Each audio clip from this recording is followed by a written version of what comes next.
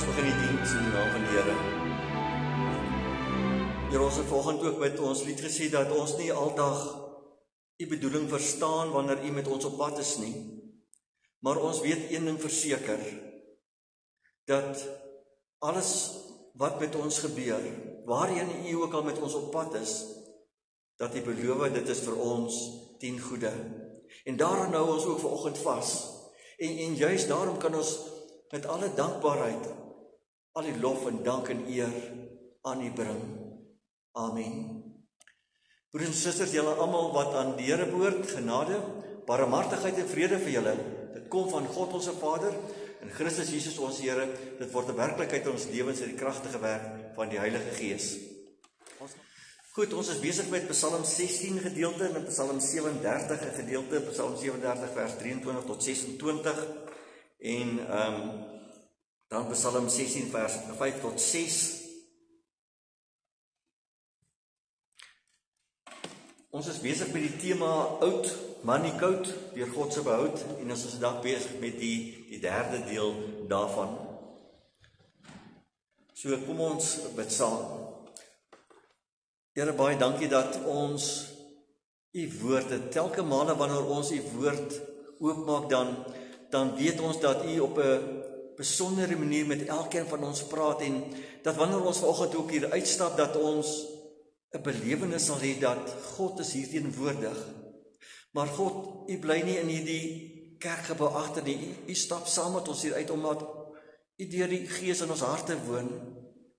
En daarom bid ons, o Heilige Gees, dat U ons gedagtes, ons harte, ons woorde en dade sal hervorm om dit wat ons hierso sien en beleef en hoor, dat dit sigbaar word in ons lewens wanneer ons hier uitstap.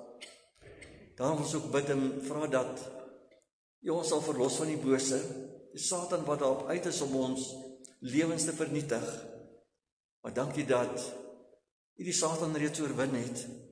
En daarom bid ons dat U ons sal help om ons gedagtes, ons harte, ons lewens op U gefokus te hou.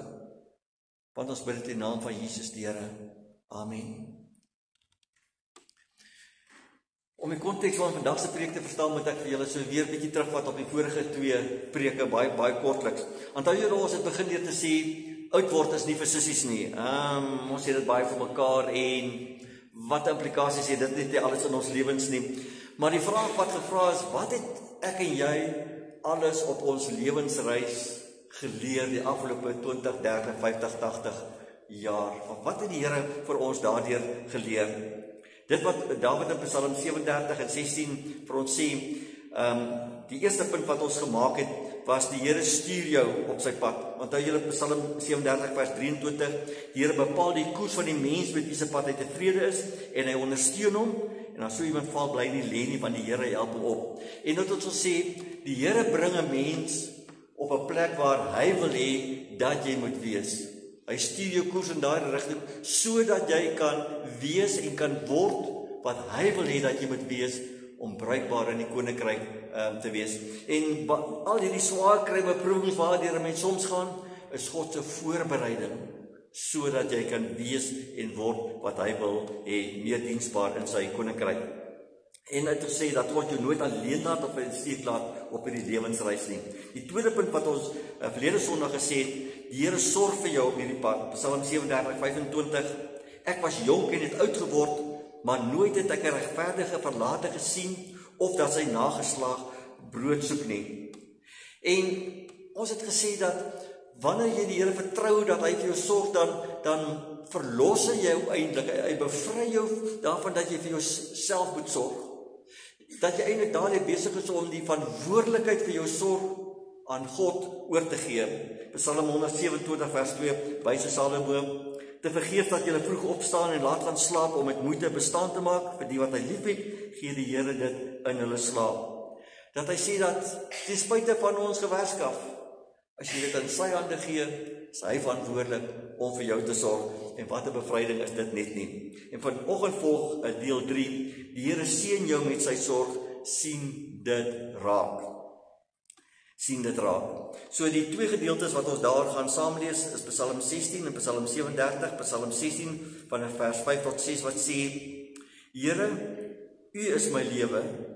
U sorg vir my. Wat ek ontvang, kom alles van U af. 'n Pragtige deel is my afgemeet. Ja, wat ek ontvang het is vir my mooi.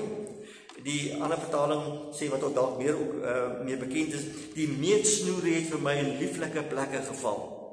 En dan Psalm 37 vers 18 tot 19 en vers 25. Die Here sorg vir die lewe van die opregtes en wat hulle besit, sal hulle behou solank hulle lewe. In tyd van nood sal hulle nie verlees staan nie. In tyd van gebrek sal hulle genoeg hê. Ek was jonk en het oud geword, maar nooit het ek 'n regverdige verlate gesien of dat sy nageslag brood soek nie. Iemand het op 'n stadium gesê, daar is in die mens 'n inherente stuk selfsugtigheid wat nooit bevredig word nie. Hy sê daar is mense wat alles besit behalwe vir genoegdheid. En dan is daar mense wat niks besit nie, maar is vergenoegd en dankbaar en tevrede. En in hierdie twee gedeeltes wat ons gelees het, kom Dawid en sê wat hy geleer het in die lewe is om vergenoegd te wees, omdat God jou seën met sy sorg. Jy moet dit net 'n slag raak sien. So, wat beteken dit om vergenoegd te wees? Vergenoegd beteken dat jy weet dat die Here vir jou sorg. Ek bedoel in die woordjie vergenoeg is daar iets in opgeteken om te sê jy het genoeg wat jy nodig het. Wanneer jy vergenoeg is, weet jy die Here sorg jou met genoeg wat jy nodig het. Die Here gee vir jou wat jy nodig het, nie altyd wat jy begeer nie, of dit waaroor jy droom en wens nie. Hy gee vir jou wat jy nodig het. So leer Jesus ons bid met die Onse Vader as hy sê, gee ons vandag ons daaglikse brood. Met ander woorde, gee ons elke dag net genoeg vir dit wat ons nodig het. Ons sou graag 'n stukkie wou byvoeg, en Here, en wat van môre? En Here, jy weet van dit wat er nog moet kom, en die rekeninge wat nog kom. Here, kan nie net so 'n bietjie dit rek van daaglikse brood nie. Die Israeliete het hierdie les op 'n baie harde manier geleer. Eksodus 16. Onthou julle, hulle was daar in die woestyn. Hulle het gekla, hulle het nie kos nie, hulle het nie water nie, en hulle het vir arme Moses teen die muur opgedryf, dat hy later op 'n stadium selfs met sy kierie 'n rots bygedam het vir water. Maar hulle sê, ons het nie kos nie, en dan stuur die Here vir hulle manna. En dan sê Moses vir hulle, wat se snaakse vokkies is hier op die grond? Dan sê Moses vir hulle, dit is die brood wat die Here vir julle gee om te eet. Dis hiervan dat die Here gesê dat julle soveel bymekaar moet maak as wat elkeen elke dag nodig het. Julle moet elke dag vir elke persoon in julle tent 2 kilogram daarvan optel. Die Israeliete het toe so gemaak. Een het minder en die ander een weer meer daarvan opgetel. Dit was net mooi genoeg vir elke dag. Die wat baie opgetel het, het nie te veel gehad nie. Daar was ook nie te min vir die wat minder opgetel het nie. Daar was elke dag net mooi genoeg vir elkeen om te eet. Gee ons daaglikse brood. Natuurlik was daar van die Jode wat gedink het, ek het dalk môreoggend 'n bietjie later slaap, en miskien is daar ouens wat môreoggend vinniger voor my die goed bymekaar maak. Laat ek 'n bietjie ekstra bymekaar maak vir môre. Toe die volgende oggend opstaan en die goedjies wat ekstra bymekaar gemaak het oopmaak, is dit vrot. Toe sê die Here vir hulle, ek het vir julle gesê daaglikse brood. Net op die Vrydag kon julle die Sabbat se ekstra deel bymekaar maak, en dit sou nie vrot word nie. Want die Here wou die boodskap tuis bring, gee ons vandag ons daaglikse brood. En wanneer Dawid hier in Psalm 16 vers 5 tot 6 praat oor God se sorg, dan sê hy, ons moet dit net 'n slag raak sien. Psalm 16, Here, U is my lewe, U sorg vir my. Wat ek ontvang, dit kom alles van U af. 'n Pragtige deel is my afgemeet. Ja, wat ek ontvang het, is vir my mooi. Die meetsnoere het vir my in lieflike plekke geval. Nou, ons weet nou nie deesdae meer wat is 'n ding soos 'n meetsnoer nie. Ons werk met types en lineale en goeders. Maar meetsnoere het verwys na die toue wat gebruik is om 'n stuk grond af te meet. Dit is 'n meetsnoer genoem. En wanneer jy meetsnoere op mooi plekke geval het, dan dit beteken iemand het 'n mooi goeie stukkie grond, 'n vrugbare stukkie grond gekry. Dan kan jy sê, "Wow, hierdie stukkie grond wat vir my afgemeet is, hierdie erfdeel wat vir my gegee is, dis my mooi, dit is goed. Kyk hoe vrugbaar is dit." En ek dink dit verwys ek so 'n bietjie na die verdeling van die land. Onthou julle toe hulle nou deur die woestyn is en alles uiteindelik by die beloofde land aangekom, Joshua 13, hoofstuk 13 tot 21. Toe is die land in stukke verdeel. En elke stam het 'n stuk gekry volgens wat vir hom uitgemeet is. En ek dink dat sommige ouens het dalk gesê, ek sou daar 'n bietjie beter wou gehad het, is dit hier 'n bietjie baie klipperig en wat gaan ek hier plant? Ek gaan 'n skap ooit hierso kan bly. En ander sê, wow, ek is hier naby die Jordaanrivier, ek is baie gelukkig. Maar om op die ouene te sê, Here, wat ek ontvang het, ja, hierdie stuk grond, dit kom alles van U af. 'n pragtige deel is my afgemeet. Ja, wat ek ontvang het is van my mooi. Lyk die buurman se dalk so 'n bietjie mooier as myne. Maar Here, wat ek van U ontvang het, is vir my mooi. En wanneer hy dit hierso in Psalm 16 gebruik, dan gebruik hy dit eintlik op 'n metaforiese manier. Hy sê, dit wat ek alles in die lewe ontvang het van God gekom. God het dit vir my afgemeet. Die koers wat hy my lewe instuur, waar hy wil hê dat ek moet uitkom, daardie roete het God vir my klaar afgemeet en vir my bepaal. En dit is vir my goed om op hierdie koers en hierdie pad te wees. Dit wat die Here oor my pad stuur, dis wat die Here vir my wou gee, en hy sê, daarmee is ek tevrede. En ek is dankbaar daarvoor. En kan ek op die ouens sê, die meetsnoere van die Here het vir my op mooi plekke geval. Dit is wat vergenoegd beteken. Wanneer Paulus hierdie selfde konsep verder vat, dan sê hy, die lewe het vir my ook geleer hoe om vergenoegd te wees. Ek ken die bekende gedeelte in Filippense 4 vanaf vers 11 wat hy sê, nie dat ek dit uit gebrek sê, hy praat oor sy omstandighede, hy praat met die gemeente, hy sê, want ek het geleer om vergenoegd te wees met die omstandighede waarin ek is. 'n ander vertaling sê, ek het geleer om tevrede te wees met wat ek het. Ek weet wat dit is om boomskraap te lewe. Ek weet wat dit is om oorvloed te hê. Ek het lewenservaring opgedoen vir alle omstandighede, vir wanneer ek genoeg het om te eet en wanneer ek honger is, vir oorvloed en tekort. Maar ek laat nie toe dat sulke dinge my onderkry of met my weghardloop nie. Ek is en bly altyd tevrede wat my ook al tref. En dan sê vers 13 die bekende gedeelte, ek is tot alles in staat deur Christus wat my krag gee. Paulus sê, wat ek geleer het in lewe is nie om te fokus op my omstandighede nie. Ek het geleer om nie te fokus op dit wanneer ek swaar kry of wanneer ek my goed gaan nie. Dis eintlik irrelevant. Ek het geleer om in al die omstandighede op God te fokus.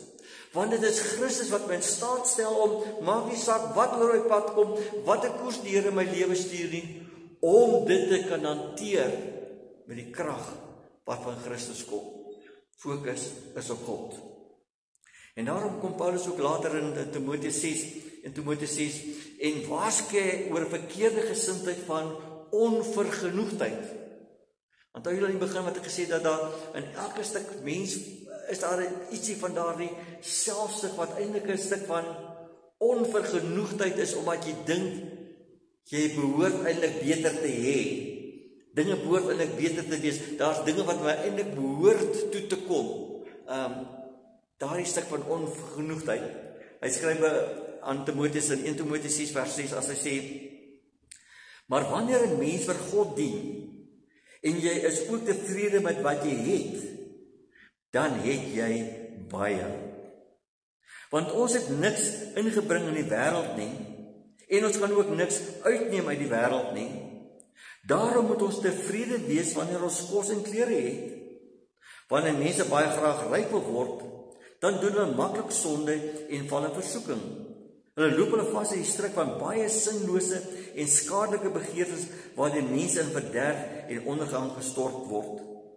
Geldgierigheid is 'n wortel van allerlei kwaad. Party het geld nagejaag en toe van die geloof afgedwaal en daardeur het hulle self baie ellende op die hals gehaal. En ek dink hy het waarskynlik Prediker 5 vers 9 in gedagte gehad hoe hy dit gesê het, want die Prediker sê daarso, die mense vir wie geld alles is, het nooit genoeg geld nie. Die mense wie rykdom alles is, kry nooit genoeg nie. Hy sê jy moet leer om vergenoeg te wees met dit wat jy het. Jy het niks in die wêreld ingebring nie, kan niks uitneem nie. Daarom moet ons tevrede wees wanneer ons kos en klere het. En soos wat tevredenheid en dankbaarheid sinoniem met vergenoegdheid is, net so is afguns, jaloesie en ondankbaarheid sinoniem met onvergenoegdheid. Onvergenoegdheid, afguns en jaloesie ontstaan wanneer jy jou vergelyk met mense wat meer as jy het. Kyk, as jy byvoorbeeld vir 'n staatsinstelling gewerk het en die pensioen wat jy op die ouende uitkry is eintlik maar minimaal, want die ouens wat oorgeneem het die pensioenfonds kaal gesteel en hulle self verryk. En nou sukkel jy elke maand om jou rekeninge te laat klop, en hierdie ouens ry in hulle grand kar hier verby jou op pad na Sandton en hulle grand huise, en dan, jy weet, dit is eintlik jou geld wat hulle gesteel het. En daardie stuk van wrevel, onvergenoegdheid, kom my eintlik toe, maak dat hierdie gesindheid van ondankbaarheid, jaloesie, na vore kom. Want jy vergelyk jou met mense wat meer het as jy. Maar onvergenoegdheid het nie net met geld en besittings te doen nie. Onvergenoegdheid kom in baie vorms in 'n mens se lewe voor. Byvoorbeeld, dit gaan ook wanneer jy jou in omstandighede bevind wat buite jou beheer is, dat jy voel maar, daar's ander mense wie se lewe so maklik gaan, hoekom gebeur hierdie dinge met my? Ons vraag wat ons altyd vra, wat het ek gedoen om dit te verdien? Wat is eintlik sê, ek verdien mos beter, ek is tevrede met die lewe wat ek het nie. Of onvergenoegdheid met jou gewig, of jou voorkoms, of jou gesondheid, want ander mense lyk of het so goed gaan met hulle, en kyk hoe sukkel ek elke dag. Of die gebrek aan erkenning en aanvaarding, ander mense word so maklik in 'n groep aanvaar, en ek voel heeltyd asof ek 'n buitestander is. Of oor die verloop van my lewe, ander mense maak so 'n groot sukses van hulle lewe, en ek probeer so hard elke dag, en ek het nog niks gevorder in die lewe nie. Of vir die huwelik of verhoudinge wat ergens langs die lewenspad ontspoor het, en sê, maar ander mense gaan so maklik deur die lewe, en kyk wat hoe het in my verhoudinge uitgedraai. Of drome wat ek gedroom het, wat nooit realiseer het nie. Toe ek jong was het ek gedroom het dit en dit en dit, en nou is ek oud, en niks van dit het gerealiseer nie. En daarom is onvergenoegdheid eintlik niks anderster as sonde nie.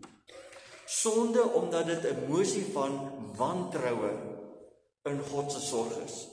Dit is 'n emosie van wantroue oor die pad waarmee God jou, die koers wat hy jou stuur, om te word en te wees wat hy wil hê, sodat jy meer bruikbaar in die koninkryk kan wees, en daai deel mis jy heeltemal wanneer jy onvergenoegd is.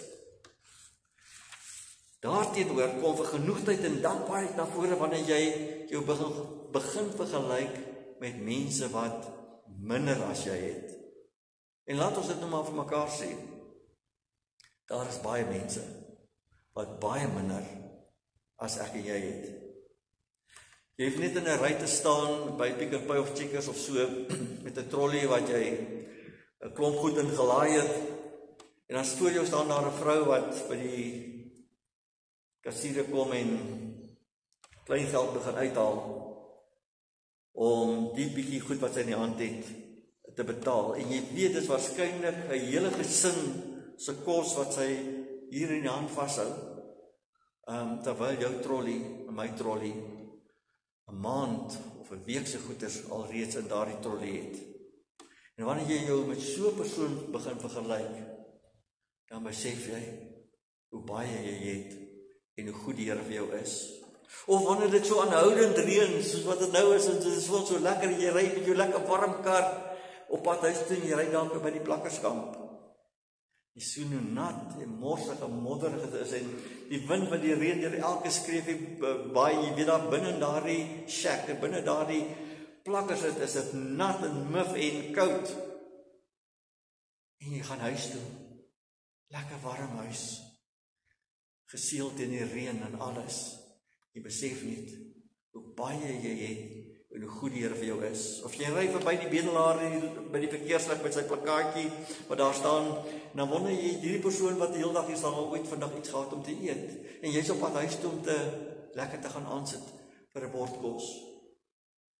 Want wanneer jy jou begin vergelyk met mense wat minder as jy het, dan word 'n mens dankbaar en vergenoegd. En om vergenoegd te wees beteken nie om teesinnig jou lot te aanvaar en te sê, okay, wat kan ek nou anders te doen, ek is nou waar ek is, dit is nou maar eenmal so. Dis nie wat vergenoegdheid beteken nie. Vergenoegdheid beteken, dit spruit uit jou vertroue in God, wat jou op 'n koers lei waar hy jou wil hê, en dat jy die verantwoordelikheid vir jou sorg aan God oorgelaat het, en dat jy op 'n oomblik kan sê, Here, alles wat ek het, kom van U af, en ek is dankbaar vir elke stukkie wat ek het, want ek het soveel meer as wat baie mense in hierdie land van ons het. En daarom is die beste vrede en dankbaar oor wat jy het, en nie oor wat jy nie het nie. Heeltemal 'n paar jaar terug was daar baie videoclips gewees van Nick Vujicic, as ek sy naam reg uitspreek. Julle weet, is die man wat sonder arms en bene gebore is, hy het seker flappies vir bene en arms, en dan wel hy het nie arms nie. En hy is hierdie motiveringsspreker, en wanneer mense met hom te doen het, dan staan jy verbaas oor dit wat hy sê, die lewensgeluk wat hy het om uitstraal, en sê maar, hoe hanteer jy die lewe? En hy het gesê, ek fokus op dit wat ek het, en nie op dit wat ek nie het nie.